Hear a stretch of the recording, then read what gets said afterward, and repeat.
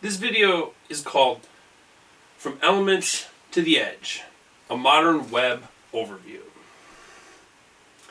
Part 1, Introduction, the evolving web. Web development has come a long way since the ancient static sites of the 90s. What was once just basic text and images has evolved into a sophisticated ecosystem of interactive applications powered by global networks. Today we're going to break down the building blocks of the web: HTML, CSS, and JavaScript, and look at how modern architectures like Jamstack and platforms like GitHub are changing the way we build. Part 2, the core pillars, HTML and CSS. Every website starts with HTML, the structure of the page. Think of HTML elements or tags as containers. A simple div or div is like a box that holds content, while semantic tags like header, footer, and article give that box a specific meaning. We nest these boxes inside each other, a concept often called the box model. But structure needs style. CSS, or cascading style sheets, allows us to change the built-in properties of these HTML elements. We use selectors, like IDs for unique elements or classes for groups, to apply design.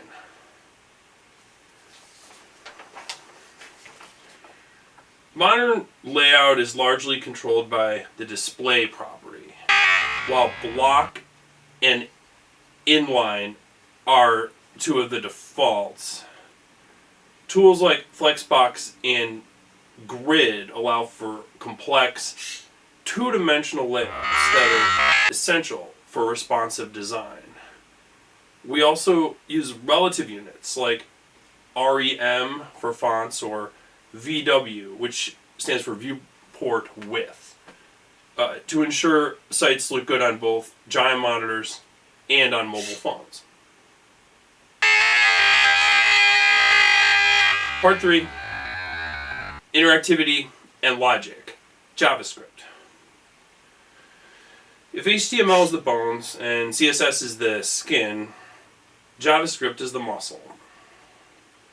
It's the programming language that makes pages interactive.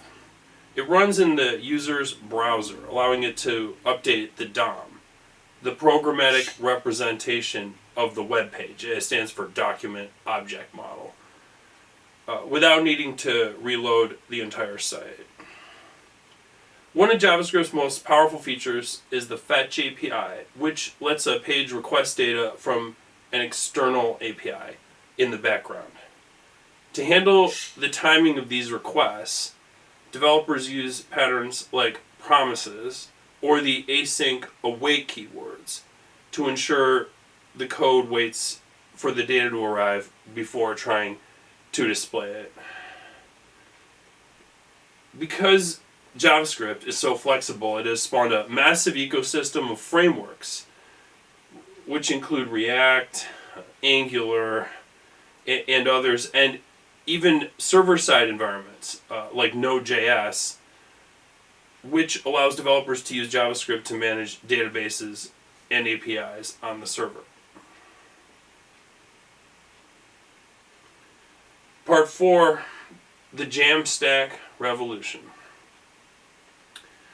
This shift toward powerful front-end logic led to the birth of the Jamstack in 2016.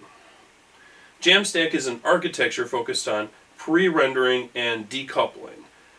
Instead of a server building a page every time a user visits, the UI is compiled ahead of time and served from a CDN, which stands for Content Delivery Network, making it incredibly fast.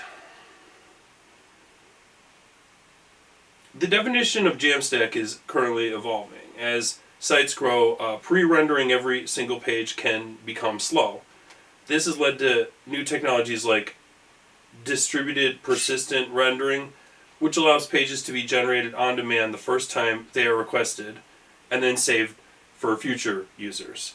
Whether Jamstack remains strictly about pre-rendering or evolves into a broader modern web standard is still a debate in the community.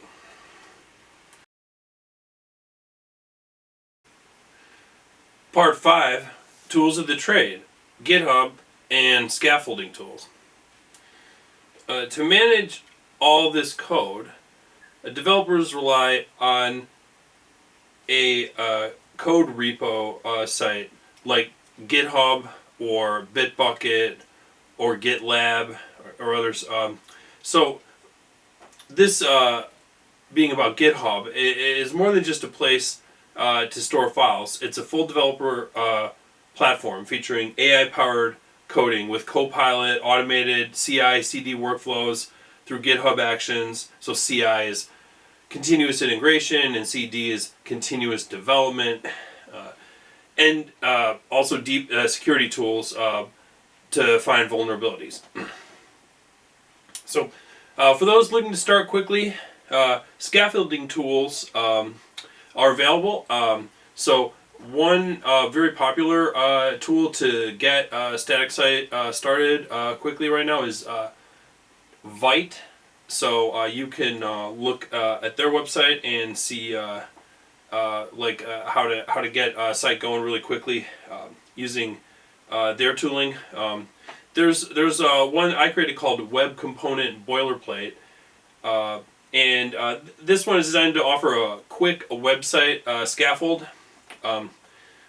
This specific starter uses Preact and Snowpack, two different code libraries to let you develop with components and deploy to a server as static HTML without a complex build step. So in the case of Web Component Boilerplate and the way it uses Snowpack version 1 is it has a build step at the beginning where it builds the assets necessary to support the web components in the form that they're used. So the